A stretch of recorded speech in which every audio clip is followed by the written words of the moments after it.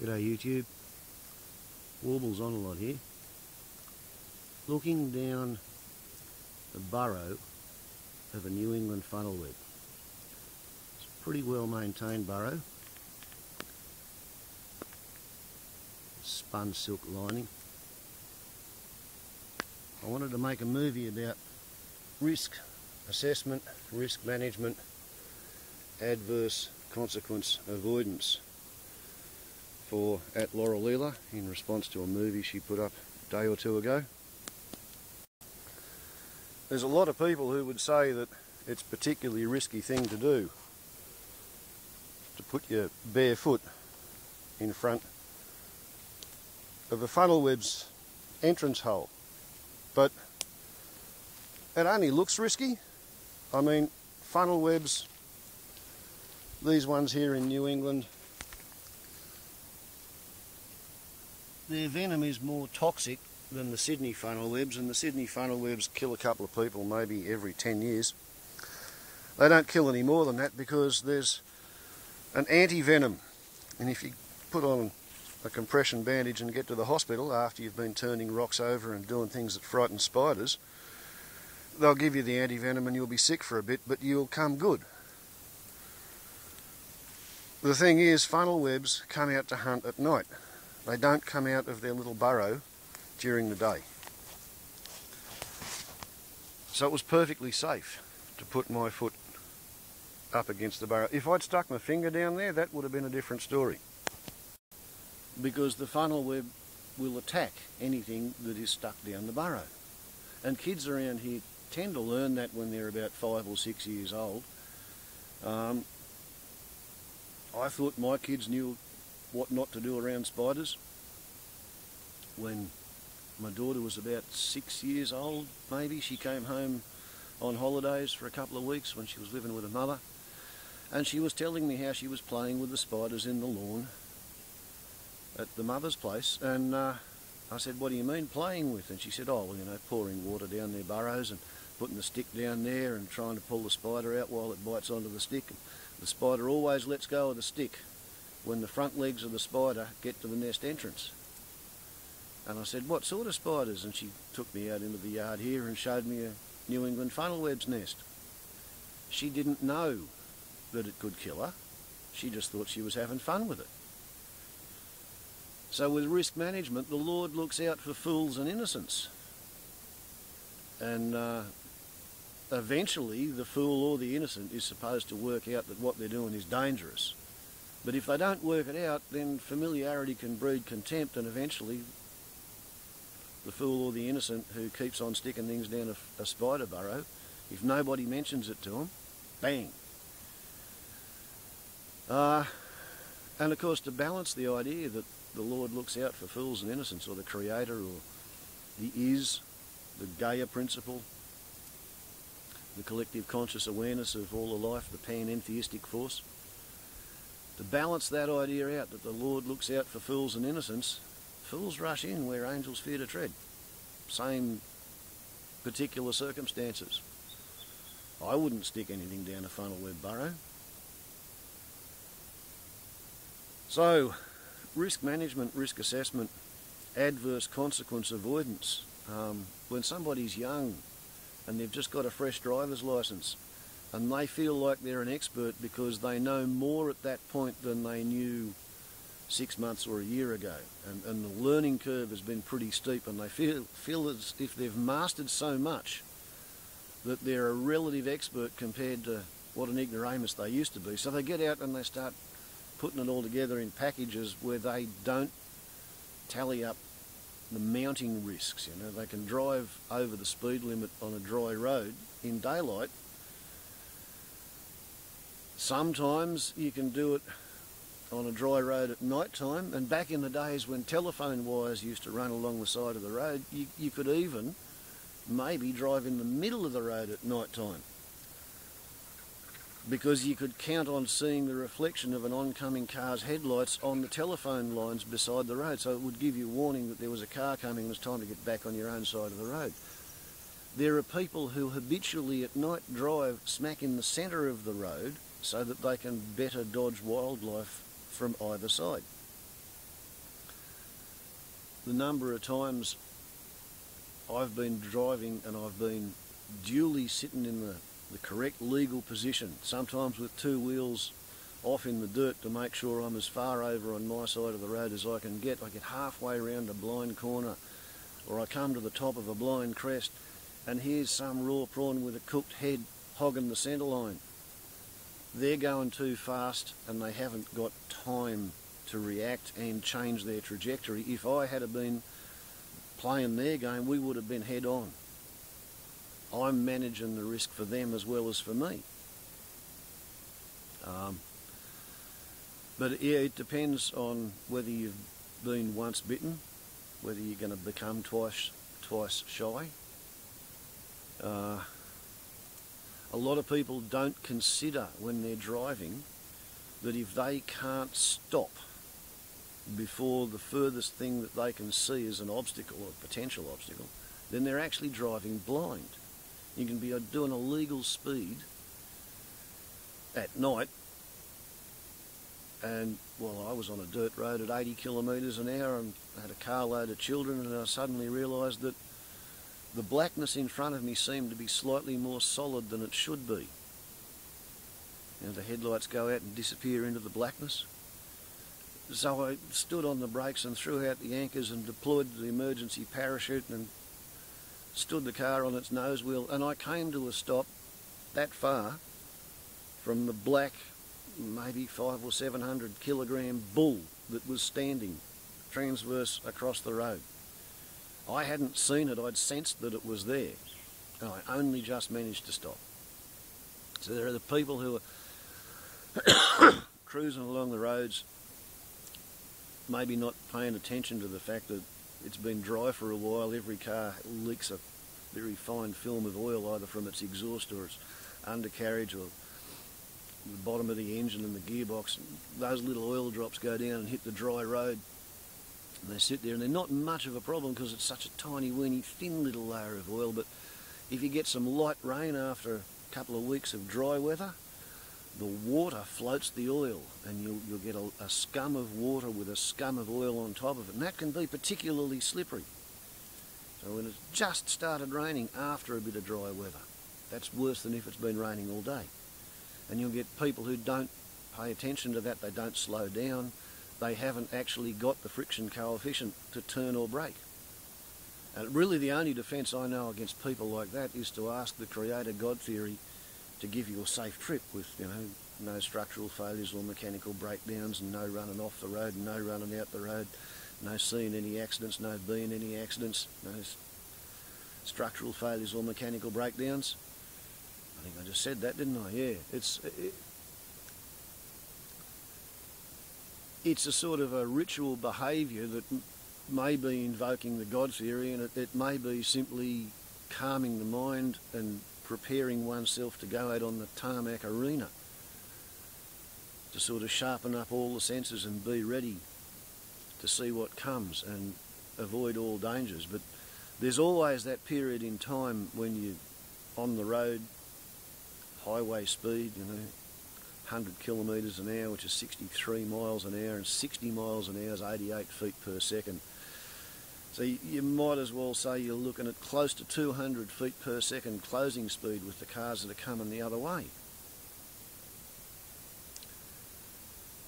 So when you're 100 yards or 100 metres away, you've got less than 2 seconds. If that vehicle coming towards you decides it's going to suddenly veer into your path, you're going to be hard pressed to react to it and avoid without putting yourself at more risk when you go off the road into the trees and then have to dissipate the energy because you've had no time to brake. So there are risks that can't be ameliorated on the road by anything other than prayer, because vigilance and habits, it won't save you in that particular little instant in time. Once a person's trajectory is past that dangerous bit, I usually wave to them and thank them for, reassuring me they're not going to try and come in through the radiator cap and bust the windscreen for me. Risk assessment with regards flying, well, once again, some people just don't understand the risks that they're taking. You know, the aeroplane that's in this pyramid behind me, it didn't always look like this. This pyramid's made from bits of what was left after the 10th of September 1995. And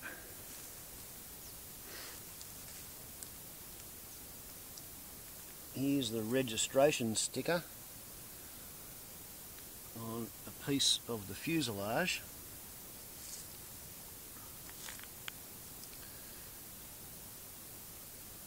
That piece of metal there in front of the wings and behind the engine is that piece of metal there. But the bloke who broke this aeroplane, Canada John, he was a great traveller. He started in Canada when he was 19 and he went to Germany. Then he hitchhiked around for a bit and he went to England, went back to Germany and had a bit of a look at France too, and then he went to Morocco and he hitched the Sahara Desert on a camel caravan, and on the continent of Africa in 1 year he transited through 36 countries on foot and hitchhiking, and he did all that on less than $100 US. And from Morocco to Rhodesia he didn't take on any employment, and he still had $15 left of his 100, 36 countries down the track. When he got to Rhodesia, because he liked steam trains, he took a job shoveling coal on a steam train for a while. And he walked from sea level to the top of Mount Kilimanjaro in 3 days. He didn't take sunglasses or oxygen. He wore all his border crossing clothes as well as his everyday clothes over the top of them. And after signing the visitor's book, after watching the sun come up out of the Indian Ocean, he started to walk back around to the other side of the crater rim so that he could come back down the scree slope to the little corrugated iron hut that the British East African Mountaineering Club had built at the 16,000 foot mark, and that's where he'd spent the night. Made breakfast by boiling a cup of tea in a tin cup over 3 candles. He found he was snowblind on the rim of the crater of Kilimanjaro at 19,500 feet. And he was on his hands and knees because he was so dizzy from the hypoxia. And when he got to the scree slope, he reasoned that if he tried to walk down carefully, he'd probably fall over and roll to the bottom and be badly hurt. So he moonwalked. He took sort of running leaps at 45 degrees to the slope until he reckoned he was doing about 30 miles an hour, and when he got to the edge of the slope he dug his heels in and leaned back and snow ploughed to a stop. And in about 4 traverses of the scree slope he moonwalked down from 19,500 to 3,000 feet, and then he had some oxygen and he could get in the shade inside the hut and recover from his morning's exploit. He hitchhiked from Africa across to Pakistan and India and Bangladesh. In 1972 he hitchhiked through Thailand, Cambodia,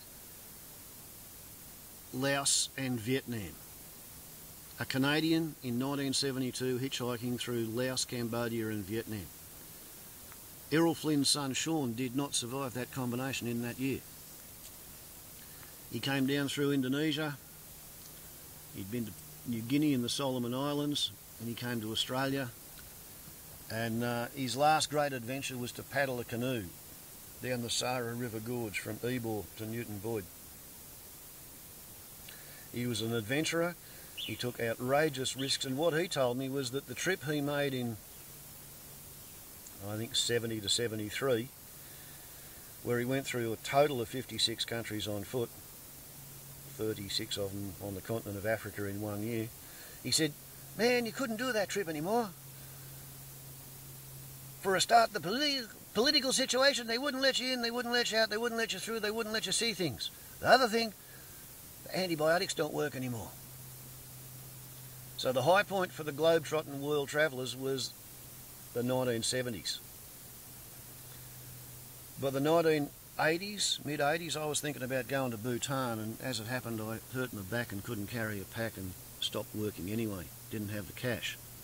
But this is, you know, the most serious globetrotter I know. I've got a cousin with more visas stamped in a passport, but yeah, this fella did it the hard way. And for all his survival skills, he turned that aeroplane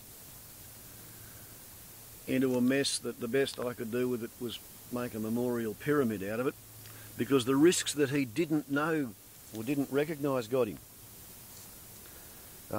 Test flying in moderate to severe turbulence. After, pretty sure he was smoking some high-grade pot, because the police found some high-grade pot in the coat pocket afterwards. So test flying in moderate to severe turbulence, Stone, not looking at his airspeed indicator. And the other thing that he didn't recognise was that when somebody tells you you need a piece of sticky tape to tie up your throttle cable and stop it from blowing around in the breeze, it should be tied up to one of those upright tubes. It's a good idea to listen, because that's what happened to him. On his final turn in the turbulence, he was side-slipping, I think looking at a sheep on the ground that was having convulsions from pregnancy toxemia. That got his attention. He didn't notice that his test flying of the slow climbing propeller meant that he wasn't going as fast as usual.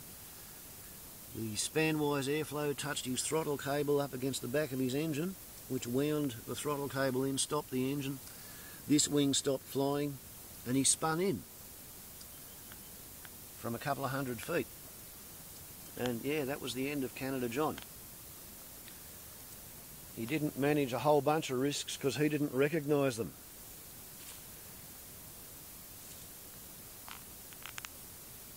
The last time I really thought I was going to be safe in a regular public transport airliner was back in the early 80s.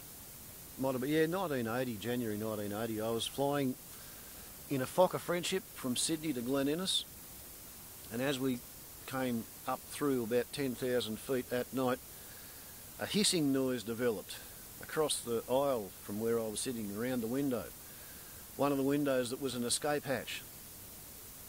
And I called the stewardess's attention, and she came and had a look at it, and she reached over and went to grab a hold of the hatch release. And I said, well, you know, the reason it's hissing is because the air compressor's trying to pressurise the cockpit. If you pull that hatch, it'll blow out, and it'll probably take you with it, and I want to strap in before you do it. So she went and talked to the pilot, and the pilot came back down and had a look at the hatch, and we had to divert to Tamworth so the engineers could take the hatch off and put it back on and seal it all up again. And that's when I realised that regular public transport, the people who are doing it do the same thing over and over and over again. Sometimes they skimp stuff, sometimes their pre-flight inspection's not actually all it could be, and on that case they hadn't noticed that the hatch was not secure before letting the passengers into the cabin. At the time I was selling helicopter joyrides for a living, you know, selling the tickets, working for a charter company with one helicopter, and I knew the commercial pressures on people who were flying for money. We had to operate the helicopter, we had to fly it 1 hour per day just to break even, cover its costs, its fixed costs. But if we were just barely ticking over at 30 hours a month, the bloke who owned the helicopter, who was leasing it to us, he wasn't making any money at all, and he would have been better off selling the helicopter and putting the money in the bank and taking the bank interest. And that's what he did. That sort of stopped our helicopter joyriding business, charter company. And times moved on, and the commercial pressures are such that all the airlines are now outsourcing their maintenance.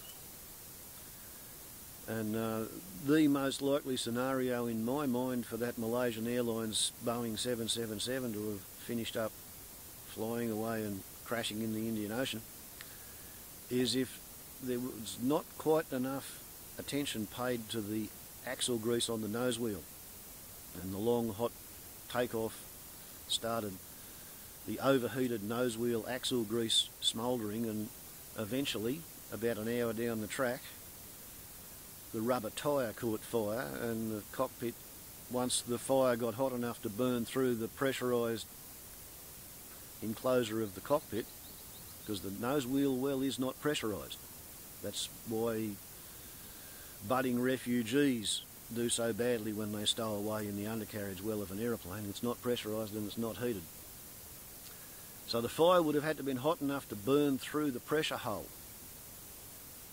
And then, of course, the cockpit would have filled up with really, really hot, really thick, really toxic smoke. And the first thing the crew would have done would have been to pull all the electrical buzz bars, and that's why the radios went down. And then turn around and lose altitude and try and blow the fire out, and they never had much more to say about it than that, you know. Circumstances got even when the statistics caught up. And there are some people who figure that every time you get on an aeroplane there's a 1 in a million chance that it's going to crash. But there are other people who say the more often you get on the bloody things, the more likely you are to be on it on the day that it's going to crash. And people who fly tend to have quite a list of dead people that they used to be friends with who killed themselves in their aeroplane. There's not so many people who go surfing and they know people who died while surfing. There's not so many people who play football and have a list of people, a list of their friends who died while playing football. But you know, I can run through a list of my friends who are now dead. You know, I used to know them, used to talk to them, I used to respect their opinion, and sometimes they respected mine, and they seemed to know what they were doing, and they went for a fly and then just dived into the ground and they're not there anymore. So, yeah, to avoid the adverse consequences of being in a plane crash, I don't fly much anymore, you know. I've never bothered fixing my aeroplane after I crashed it. Not just because it hurts to crash an aeroplane, but the burden that I put onto my family and friends to have to support me while they waited for me to be able to walk around again, not a consequence worth taking up and doing. I don't go much outside my local area because, in my way of thinking, insurance is blasphemy, so I don't have any breakdown insurance. You know, I try not to drive further than I'm prepared to hitchhike home and then organise some kind of rescue party for the car. The idea of getting on a commercial airliner to fly outside the nation that I live in and hope that the economic, financial system of the world, the global villages, transport systems are all going to continue to operate long enough to bring me back after I've had the holiday. I don't have that much confidence in the continuity and the stability of the system. It could fall to pieces at pretty much any point. You know, at the moment there's supposed to be somebody in Saskatoon, Saskatchewan in Canada who's in isolation because he's got all the symptoms of Ebola, but he didn't test positive to the Ebola virus, and he's just gone to Canada from Liberia before he got sick. From what I understand, there are cases of Ebola 400 or 500 kilometres apart in Guinea. There are cases in Sierra Leone and Liberia. I would say it'll be motorised passenger transport that spreads it, and possibly the reason that it's got as big a spread as it is, seeing as the government has banned the trading and eating of bats, is that somebody's gone and shotgunned a tree full of bats, put it in a refrigerated truck and shipped it to other truck stop where people have distributed the bats as bushmeat.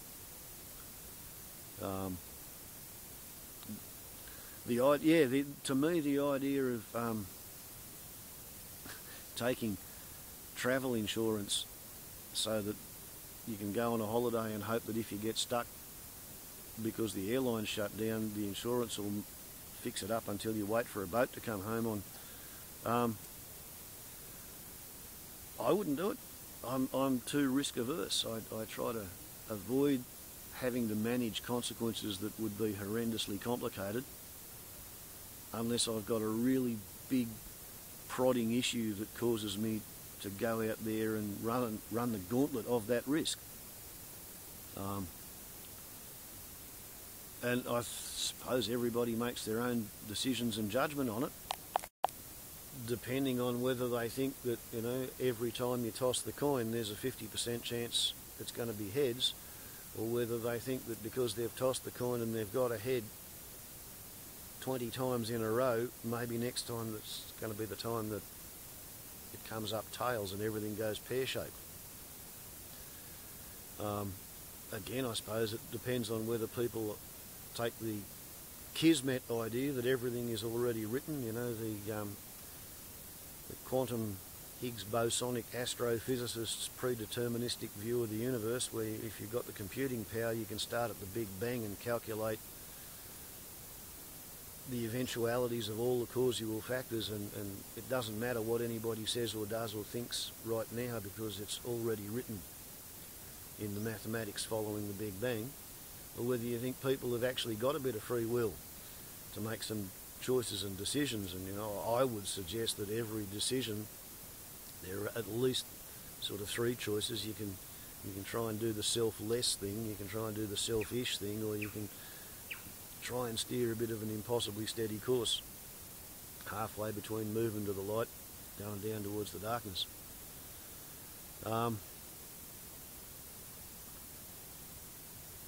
Yeah, it pretty much depends on conditioning, what people have grown up with as their bedrock assumptions, that they're things that they can rely on.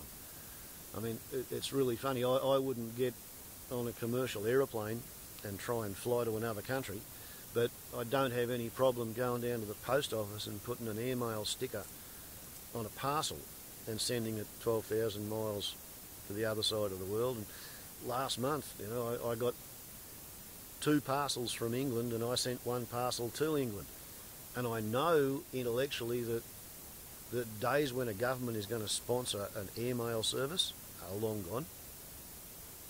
So the airmail service only exists because of the passenger traffic, and I know that because of the global financial crisis, the economic implosion, there are less people with money to go on a holiday somewhere that requires flying, so there are less passengers, there are less bums on the seats, the airlines are under more and more and more pressure, and they're shrinking, and the day will come when you won't be able, or we won't be able, to avail ourselves of an airmail service because there probably won't be too many passenger services. And because of the economies of scale, the less you use an aircraft, the more expensive it becomes to use the aircraft, because you've got all these fixed costs, the insurance and air navigation and maintenance facilities which have to be there. And you can't do without it. Well, people try to do without it. Put time expired parts off eBay into the aircraft, or they pay a bunch of tradesmen's assistants to work under the allegedly watchful eye of somebody who's qualified to do the job. Yeah, for my preferences, if I can't waggle the wings and kick the tyres and inspect all the hinge lines, I don't like flying in an aircraft that I have to take somebody else's word for it that it's okay. But, you know, I have a bit of a vertically integrated view of things. You know, I quite enjoyed designing and carving the propeller and then doing the test flying on my own ultralight, because I just like doing things for myself. Don't like delegating some responsibilities and some authorities. As for the risk of getting involved in relationships, well, it's a bit like jumping in the aeroplane and going for a fly because it feels good. And another way of looking at that is you go and take an expensive, complicated bit of machinery that's got nothing wrong with it and it's perfectly safe, and you put it in a situation where everything has to go right, otherwise it's going to be useless and you might even be damaged yourself or perhaps killed. And risking all those consequences just for the fun of it. And like when I crashed my aeroplane, my wife and kids were watching, you know, from the other end of the paddock. They saw it go, meh, crack, bump, splat, silence. It was a pretty traumatic thing to put them through. So for getting into a relationship, you look at what are the possible adverse consequences. Who's it going to hurt? Is it, you know, I might get a certain amount of whiplash of the heart if I go into a relationship and it doesn't work, but, you know, what if somebody falls in love with me and I get bored with them and then they get deeply heartbroken that it isn't working out? My age in life, I've got kids. There's no way a clean skin's going to come running around towards me. So I'm probably looking at women who've got kids. I have a gold medal in being a stepfather from hell. I wouldn't want anybody else's kids to have to put up with me just so that their mother could have a relationship with me. I wouldn't want my kids to have to put up with, you know, any kind of a stepmummy fantasy just because I wanted to have a relationship. The cost-benefit equation's just up to shit, you know. You get in a relationship with somebody on the spur of the moment. If the slippery friction is good, then you've got to cobble together a relationship to justify doing it again. You do that for 6 months and you've just given each other half your assets. I think the relationship game, it's a young person's game. It's for people who have got, you know, all their aces still unplayed. And they're in a position where they can agree that it's a good idea to play with each other's reproductive system. I'd take a hardline view on a few things, you know. If it has a high potential to make a dramatic mess and a really small potential of working out, and if it's really only going to please me, I don't do it. If I can avoid driving, I avoid driving. If I can avoid flying, I avoid flying. If I can avoid getting into relationships, I avoid getting into relationships. But that's because I like to avoid adverse consequences by not putting myself in a situation where I'm exposed to the adverse consequences unfolding. There you go. The Warble rant on risk management. Sometimes it's just better not to tempt the fates. Ciao.